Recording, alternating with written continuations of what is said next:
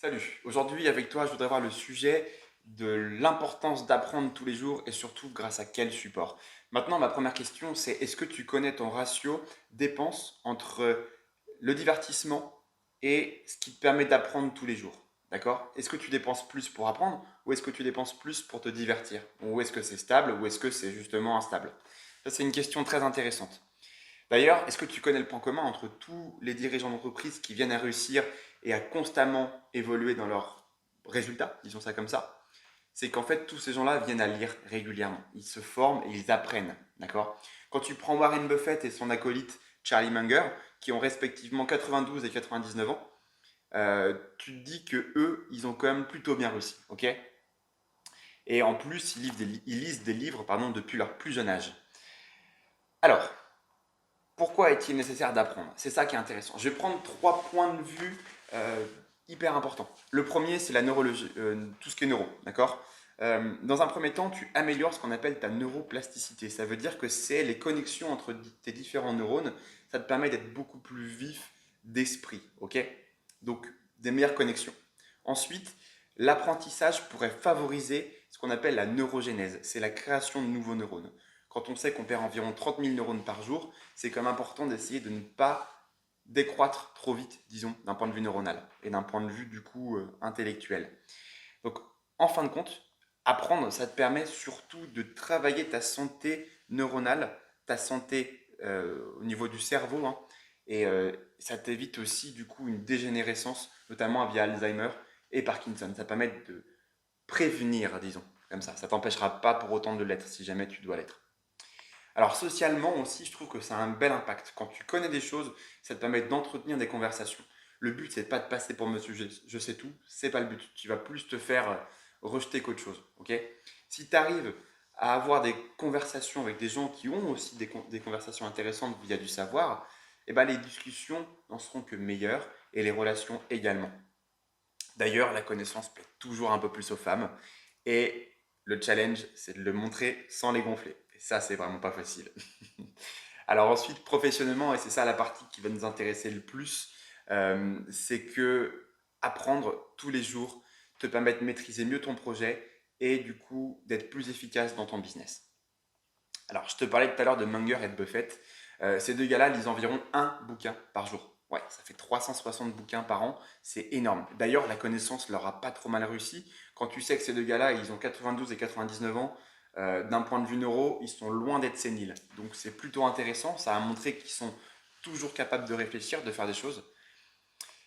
Bref, on estime qu'un PDG moyen lit environ 52 bouquins par an. C'est beaucoup 52 bouquins par an. D'accord? Bah, du moins par rapport à une majorité de gens, c'est beaucoup. Par rapport à Buffett, quand on lit 360 par an, c'est pas beaucoup. Donc tout dépend. Et je lisais également une autre étude faite par un cabinet conseil hyper intéressant qui s'appelle PwC en français, qui dit que 80% des PDG estiment que la connaissance est un de leurs plus gros challenges. Je vous mets le lien en description là-dedans, enfin dans la description juste en dessous, vous pourrez le retrouver. Bref, pour moi, l'idée de la connaissance pour ton business est simple et je vais le résumer en deux phrases ici. Si tu n'apprends pas, tu n'évolues pas, donc tu stagnes. Et si tu stagnes, tu coules. Donc en fait, tu apprends ou c'est tout. Tu apprends ou sinon tu coules quoi. Et dans un monde où tout évolue, tu ne peux pas te permettre de ne pas évoluer également et de ne pas te renouveler. Sinon, tu finis également par couler. Alors, je l'ai vu par ma propre expérience. Je me suis à un moment trop basé sur mes acquis et j'ai vu que ça n'a pas été du tout bénéfique. Il a fallu que j'apprenne et je ne l'ai pas fait. Je me suis reposé sur mes lauriers vraiment et je le regrette. Maintenant, j'ai appris de mon erreur, plus jamais ça. Je continue à apprendre constamment. Et d'ailleurs, quel bonheur d'apprendre un truc qui me fait plaisir, que je découvre et qui va me servir. Enfin, pour moi, c'est juste du bonheur en fait. Maintenant, quelles sont les différentes sources d'apprentissage? Alors, il y en a plein. Ça peut être les livres, ça peut être les vidéos via YouTube, via les formations en ligne, les vidéos que tu peux voir sur les réseaux sociaux. Bref, il y a plein de sources de vidéos. Les podcasts, les gens cultivés autour de toi, les blogs, la littérature scientifique, les conférences, le coaching par quelqu'un. Bref, les sources sont énormes. Voilà déjà les plus grandes sources d'apprentissage à mon sens. Maintenant, je vais te parler surtout de mes sources préférées et pourquoi.